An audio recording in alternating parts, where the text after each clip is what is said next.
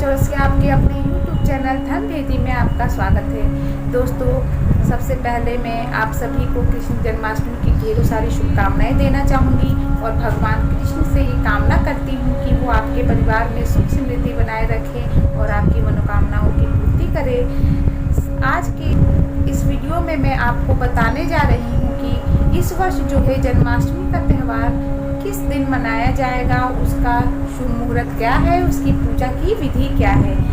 इस वर्ष जो है लोगों में ये दुविधा बनी हुई है कि जन्माष्टमी का जो त्यौहार है 18 अगस्त को मनाया जाए कि 19 अगस्त को।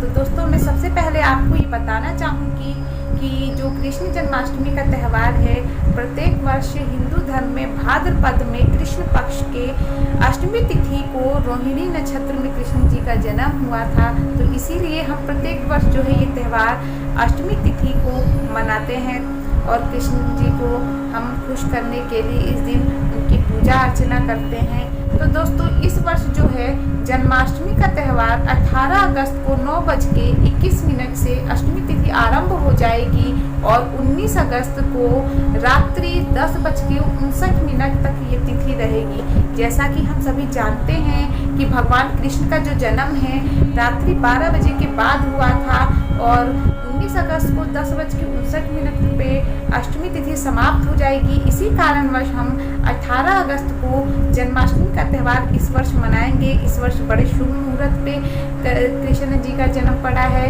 वीरवार के दिन, जो कि भगवान विष्णु का दिन माना जाता है। तो इस जो है जन्माष्टमी का त्यौहार मैं कहूँगी कि बड़े धूमधाम से, जो नहीं मनाए उस दिन कृष्ण भगवान की पूजा अर्चना अवश्य करें, उनकी मनोकामना अवश्य पूरी होगी। तो दोस्तों, ज़्यादा समय ना लेते हुए मैं आपको ये बता दूं कि जन्माष्टमी के जो त्यौहार है उसकी पूजा विधि क्या होती है।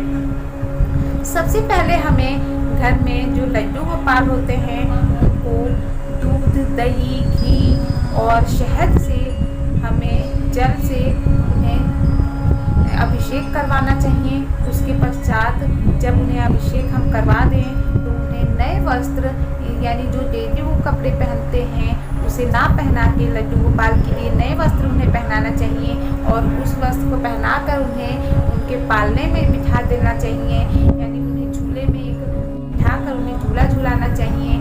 और तीसरा दोस्तों उपाय ये है कि जब हम उन्हें पालने में उन्हें बिठा देते हैं उसके पश्चात उन्हें माखन में मिश्री मिलाकर और धनिये की पंजीरी बनाकर उन्हें भोग लगाएं तो अधिक शुभ माना जाता है। अगर आप धनिये की पंजीरी नहीं भी बना सकते हैं तो माखन में मिश्री मिलाकर और फल फूल के साथ उनको भोग लगाएं, उससे भी भगवान खुश होते हैं।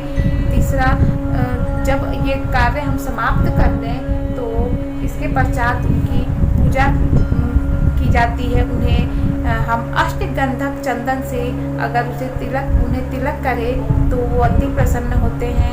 उन्हें तिलक करके उन्हें फूलों की माला उन्हें पहनानी चाहिए, उन्हें बेजंती माला चढ़ाएं और जब भगवान को हम पूजा विधि समाप्त कर देते हैं तो 12 बजे रात्रि को उन्हें विशेष रूप से एक बार फिर से उनकी पूजा की जाती है, ताकि भगवान कृष्ण की हमारे पे जब उनका जन्म हुआ था तो हम उस समय उनकी पूजा अर्चना करते हैं, जिससे भगवान हम पे प्रसन्न होते हैं। जब ये सारी पूजा विधि समाप्त हो जाती है तो उसके पश्चात उनकी आरती की जाती है।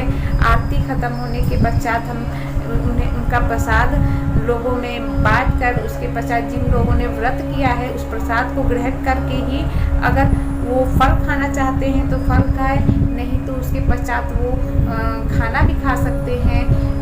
अगर जिन लोगों ने फल आहार पे नहीं किया, निर्जला व्रत किया है, तो उसके पश्चात वो फल आहार कर ले तो उनका व्रत संपूर्ण माना जाता है। दोस्तों, ये सारी जो विधि है, पूजा विधि और ये सारी जानकारियाँ मैं आपके सामने मान्यताओं पे आधारित होती हैं। मैं आपके सामने ये वीडियो मान्यताओं के आधार पर लेके आती हूँ।